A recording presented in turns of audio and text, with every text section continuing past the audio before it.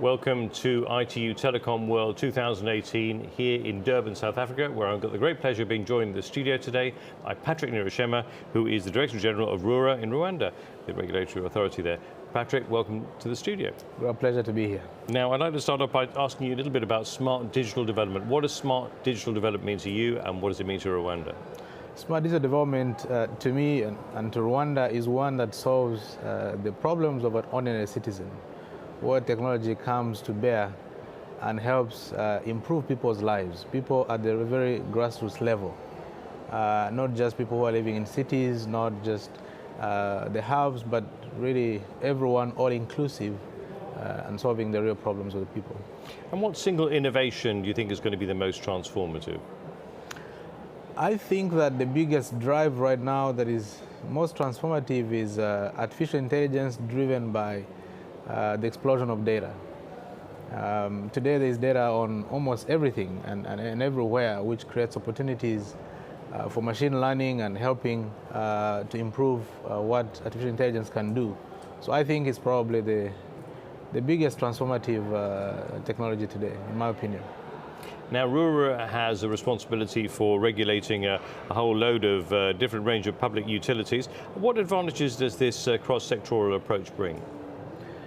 The cross-sector approach, I think, brings a lot of efficiencies, primarily because there are synergies between different sectors. And today, technology is the unifier. So if you're talking of, for example, public transport, we're talking of smart transport.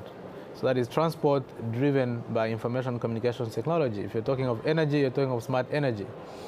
And so technology becomes a unifier, and having a single cross-sector regulator brings all that together, builds synergies, and ensures that you have development that cuts across sectors and not just one single sector developing as a silo.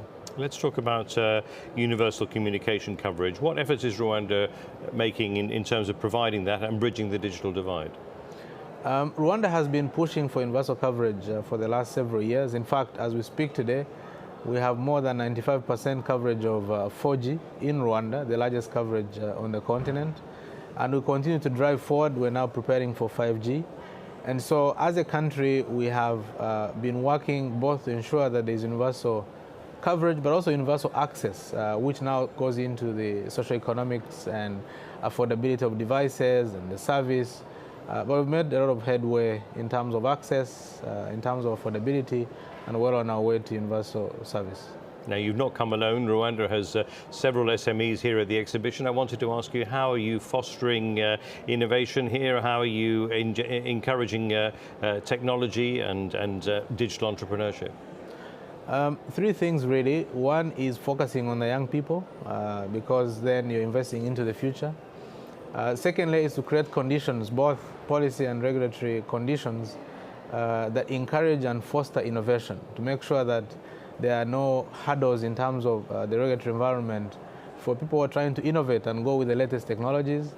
As a regulator, for example, we have advisory services. We don't just regulate and license telcos, but also have advisory services for young people who are trying to do startups and build innovative solutions. So as a country, we're all focused onto building the young people today to make sure that Rwanda can be at the forefront in the future. And you've got some great projects going there. You've got drones delivering medicines to hospitals. You've got all sorts of different innovative technologies that are happening in Rwanda. So obviously you're doing something right there. I think Rwanda, we're very fortunate that in some respects we're a startup country. From 1994, really, we've been a completely different path than before then. We've had the benefit of having a president who is so passionate about technology, who provides the leadership in Rwanda across the continent. And so I think a very good place for anybody out there who wants to try technology, come to Rwanda. And that's how we got into the drones, because everybody was afraid to put them to commercial use, and then we said, why not? So that's how we got into the drones. And this applies to all technologies. As a country, we're open, and anybody out there who would like to try a new innovative technology, please come to Rwanda. That's great. Finally, I'd like to ask you about the value of being here at ITU Telecom World. You're no stranger to ITU events, and I know you've been a regular in attendance here regularly. Yeah. I just wanted to find out what does it mean to you, and how does it pay in terms of investment for you to be here? Great value, great value. The only downside is that I'm being overworked. It's a great networking platform, from the private sector to government, ministers, regulators. So I think for me the biggest value really is the networking, great sessions happening here, great conversations happening here. So I always look forward to the ITU Telecom every year, and I look forward to even the future ones. Patrick Nyirishema, we look forward to catching up with you again in the future, and thanks so much for being with us again today. Thank you very much. Thank you. Great pleasure indeed. Thank you. Great stuff.